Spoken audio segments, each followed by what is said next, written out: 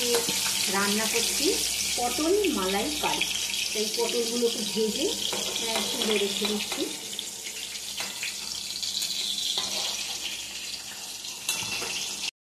এই টক দই টকের মধ্যে কাজু কিশমিশ বাটা দিয়ে দিলাম।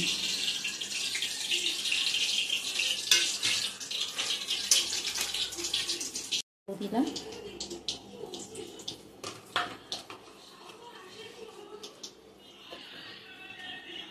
অল্প হলুদ গুঁড়ো, হলুদ দিলাম, মিষ্টি দিলাম, একটু নুন দিলাম,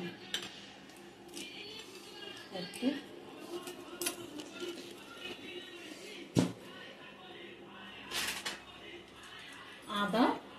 আদা লঙ্কা পেস্ট।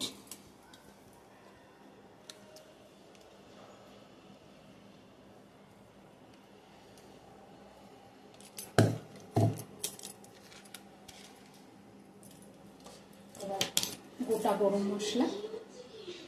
গরম মশলা ফোড়ন দিয়ে দিলাম।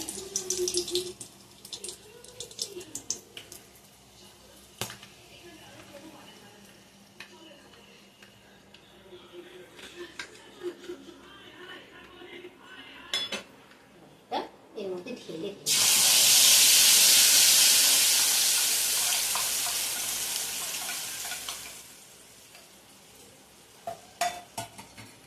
ভালো করে কষিয়ে নিতে হবে।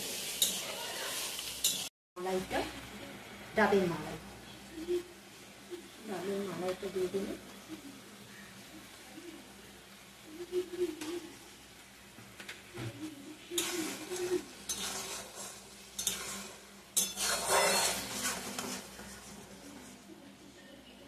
পটলটা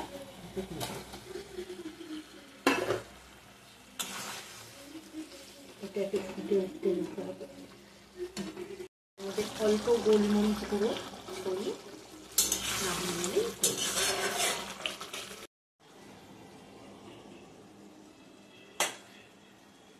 তৈরি হয়ে গেল পটলের মালাইকারি।